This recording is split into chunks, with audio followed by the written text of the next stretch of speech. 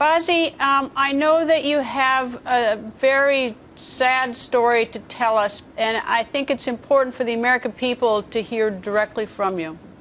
Mm-hmm.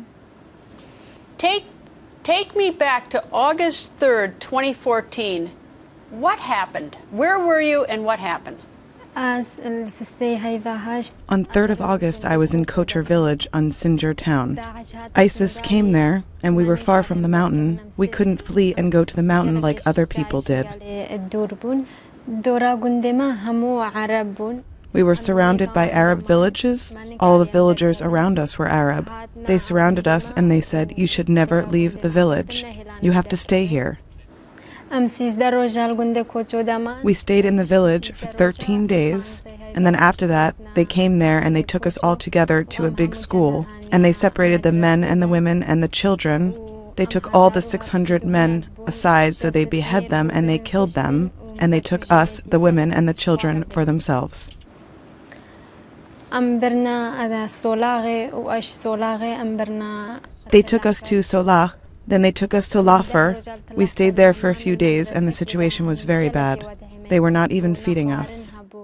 They killed all the men in the village. They took away the girls and the children and the grandmothers, all separately. We stayed in Talafa for 2 months, and then they took us to Syria. They were taking us to places like shops and like markets to sell us. We Yazidi girls were sold and treated in a very bad way.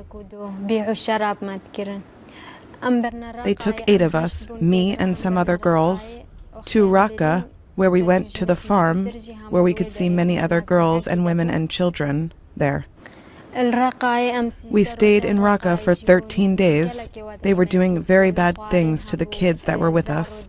They separated the kids from 5 years and older, and they were punishing them in front of us, so we get hurt.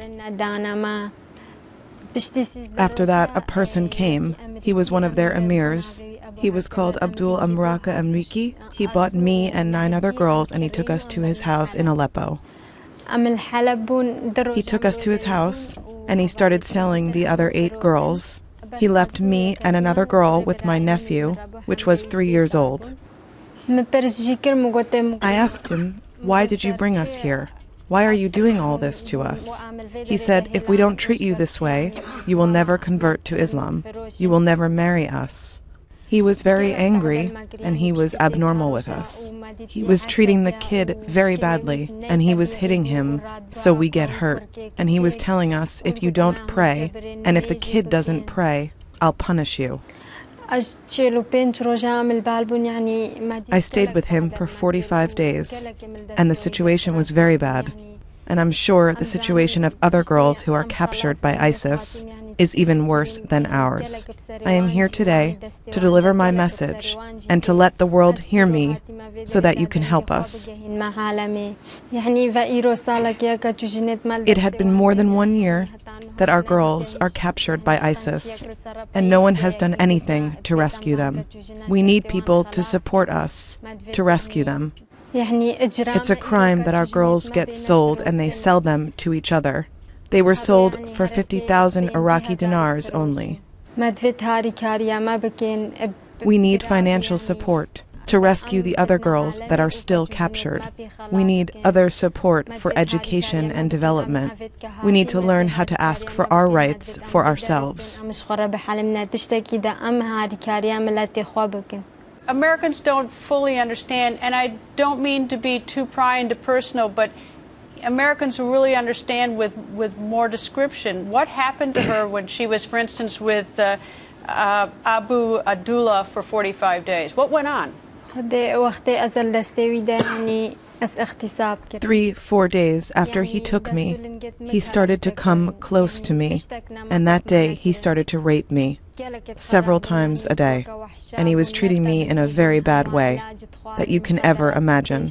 I have been there, and I know how bad the situation is for our girls, even girls who are 12 years old. They would take them and rape them.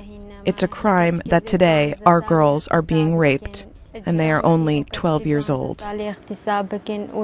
How widespread is it? Because I understand that they were all held together. When we were in Talafar, they took 5 girls, only 12 or 13 years old. They took them among us by force, and they took them to the 2nd floor. They raped them, and we could hear their voice screaming and shouting. And when they came back, they confirmed they were being raped. It's a crime that they were over 40 or 50 years old, the ISIS, and they were raping our girls, our children, who were only 12 or 13 years old. Does she know if Abu Abdullah was in any way connected to al-Baghdadi?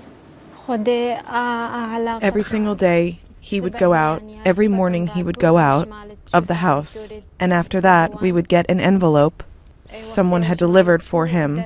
It was a yellow envelope. It was written on it, "This message is from Abu Bakr al-Baghdadi to the Prince Abdullah Abu Azam al-Riki." Did she ever see what was in any of these envelopes ever? What was being passed to him? I've never been able to see what's inside that envelope.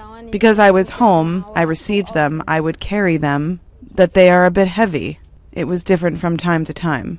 So I could feel that there might be either weapons, bullets, or mobiles. She said that bad things were done to children, including boys. What was done to the boys? They separate the kids from us, and they were in front of us and faced them to the walls, and they put the gun on their head and said, "If you don't do what we say, we will kill you." And they were hitting them in front of us and in front of their mothers as well. They were taking them to be trained, taught to shoot, and how to use the weapons.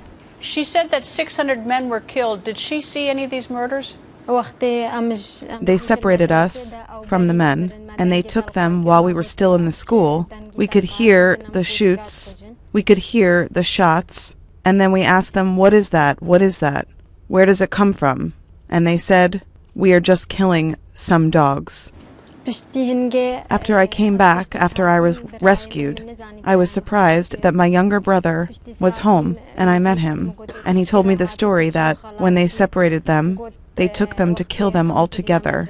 But he was lucky because he only got 1 bullet in the back of his head, and he didn't die. He and a few of his friends, after ISIS left, they came back, but he confirmed that he saw all the bodies, including his relatives. Where are her mother and father? When they separated the men, they took my 4 brothers and my father as well, and then we didn't hear anything from them. And when we were in Solaf, they separated the old woman, including my mother, from other girls, young girls. And even there, we could hear some shooting, weapon shooting, and we never knew anything about that. And I am back now, and I am asking everyone, even people who come back, no one knows anything about it. How did she escape, or how did she get rescued? One day, he told me that he and his guards would go to Kobani and Syria, so they fight. And then me and the girl with me and my nephew were able to break a door and get out of the house. We went to a shop nearby. We asked the man to give us his phone so I could call my people, the people who were responsible for me. And I just made the phone call, and some guy came. After we get out of the house and to the shop and we made the phone call, a man that we knew rescues girls, and I memorized his number because I used to talk to him before when I was in Talafar.